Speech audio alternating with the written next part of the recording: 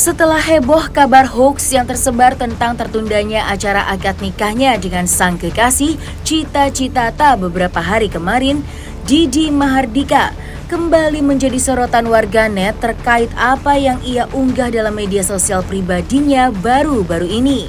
Cucu mantan Presiden pertama Republik Indonesia itu seolah menuangkan kegundahan dalam hatinya lewat sebuah kalimat yang bertuliskan, "Bentuk self-love. Di dalam perjalanan hidup banyak orang yang mencaci, bahkan sumpah serapah dan mendoakan yang tidak-tidak. Karena ketidaktahuan mereka tentang siapa kita sebenarnya. Dan mereka hanya melihat dari kulit luarnya saja, atau melihat dan mendengar obrolan sepihak. Sebaiknya kita memaafkan mereka, bukan karena kita tidak peduli, tetapi kita berhak mendapatkan ketenangan dan kedamaian diri." Terlepas dari upaya pihaknya menindak tegas oknum yang telah menyebabkan berita fitnah tersebut, mantan istri Didi, Niza Rose pun turut angkat bicara atas kehebohan yang sedang menimpa mantan suaminya tersebut.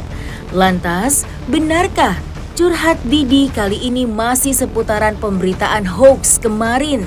Ataukah benar curhatan itu malah sedang ditujukan Didi untuk menyindir seseorang dari kisah masa lalunya?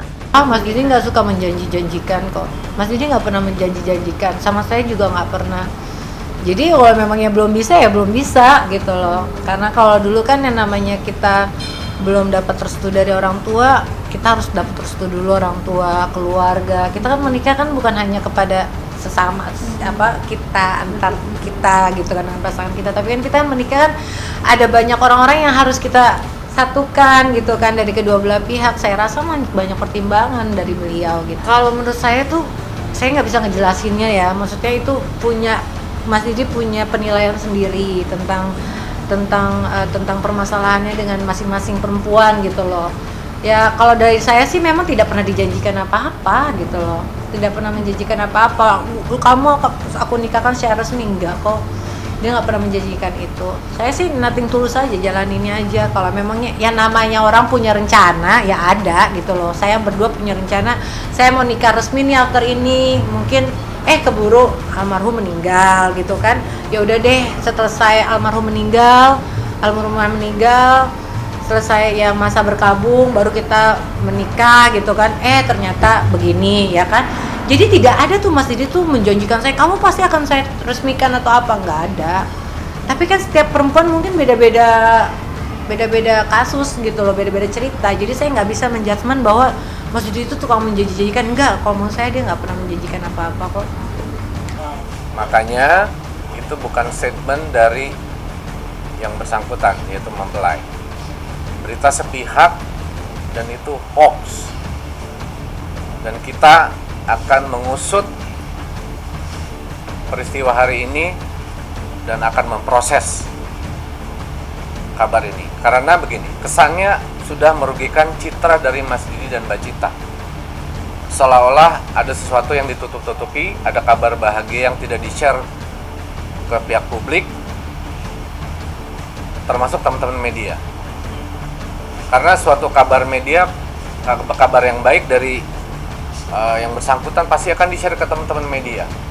Kan mestinya yang menyebarkan itu, mengabarkan adalah, terbaik itu adalah calon mempelai. Kok ini bisa-bisanya ada orang yang bukan pada tempatnya, porsinya, wewenangnya memberitakan itu dan menyebarkan kabar itu ke teman-teman. Tadi disebutkan ada apa? Surat apa? WhatsApp apa? Iya, pesan singkat. Pesan singkat disampaikan ke grup wartawan. Nah itu siapa yang menyebarkan? Siapa aja kita akan proses ini. Ya kaget enggak, cuman aku ya mudah-mudahan ini yang terbaik untuk Mas Didi, ini yang terakhir untuk Mas Didi. Saya doain mudah-mudahan, karena satu frekuensi, mereka tuh kan sama-sama di dunia musik ya kan. Mas Didi tuh suka dengan musik kan, otomatis dengan Mbak Cita mungkin sama-sama satu frekuensi. Saya doakan semoga mereka menjadi pasangan yang terakhir lah untuk Mas Didi terutama gitu, saya doakan. Tanggapannya saya apa ya? Ya setiap manusia kan punya pola pikir tentang menghadapi dan menjalankan segala keputusan hidupnya kan beda-beda kan. Kalau aku mungkin beberapa kali ini kesalahan ini buat saya ya pukulan yang sangat luar biasa gitu loh untuk mengambil suatu keputusan. Kemarin aja sama Mas Didi aku nggak sesingkat itu mengambil keputusan itu. Jadi aku banyak pertimbangan gitu untuk menikah sama Mas Didi. Tapi ternyata masih gagal gitu kan. Nah ini apalagi nih nanti nextnya ke depan kalau buat saya nggak akan semudah itu untuk mengambil keputusan untuk menikah lagi. Jadi sekarang saya lebih fokus untuk anak saya, anak gitu, dan keluarga saya kan ibu saya masih ada gitu kan. Yang terutama itu sih yang terpenting. Wah saya senang lihat dia wanita yang bertalenta ya, bertalenta banget anaknya. Terus udah gitu mau diajak mungkin bisa dikatakan cocok sama Mas Didi lah kalau menurut saya. Cocok sama Mas Didi, itu aja. Di saat kisah cintanya yang saat ini ia jalani diwarnai dengan sebuah berita hoax, ternyata di balik itu semua sebuah cerita masa lalu. Didi Mahardika pun juga tidak bisa lepas dari kisah perjalanan cintanya dengan para beberapa mantannya. Niza Rose yang sempat menjalani pernikahan siri bersama Didi Mahardika selama 4 tahun, namun harus berakhir pada bulan April 2022 kemarin itu pun turut menilai sisi lain dari pribadi Didi yang ia kenal. Lantas, seperti apakah kisah di balik perpisahan mereka yang sebenarnya? Benarkah perpisahan mereka disebabkan hadirnya orang ketiga dalam rumah tangganya? Oh baik banget, Mas Didi orang baik, Mas Didi orang yang sangat penyayang.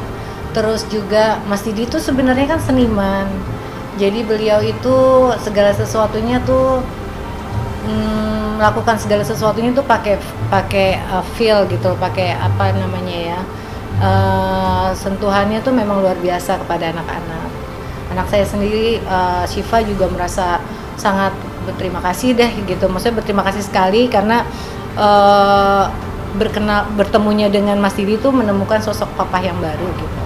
Mas Didi tuh memang orangnya sangat humble ya, terus Mas Didi tuh orangnya nice, baik gitu kan. Dia gampang untuk berbaur dengan orang gitu kan.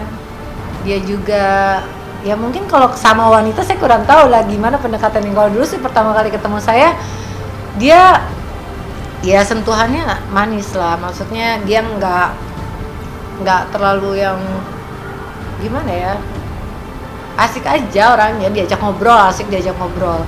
Dulu kan pendekatan saya sama Mas Didi itu tuh lebih kepada ngomongin anak ya, sama-sama punya anak kan, apalagi anak kita sama-sama perempuan gitu. Akhirnya nyambung tuh di situ. Kalau saya tidak bisa bilang seperti itu. Yang tahu cuma saya sama Mas Didi. Sekali lagi saya yang tahu cuma saya sama Mas Didi. Saya tidak bisa biarkan ini mungkin memang udah jalannya Tuhan sih kalau menurut saya. Saya tidak pernah menyalahkan kenapa begini, kenapa begitu, kenapa kok Mas Didi begini, kenapa atau apa. Enggak, saya nggak pernah menyalahkan hal itu. Saya yakin ini udah jalan Tuhan. Ini udah jalan Tuhan yang terbaik. Semuanya itu kita dikasih ujian, cobaan, itu semua pasti ada maksud dan tujuan.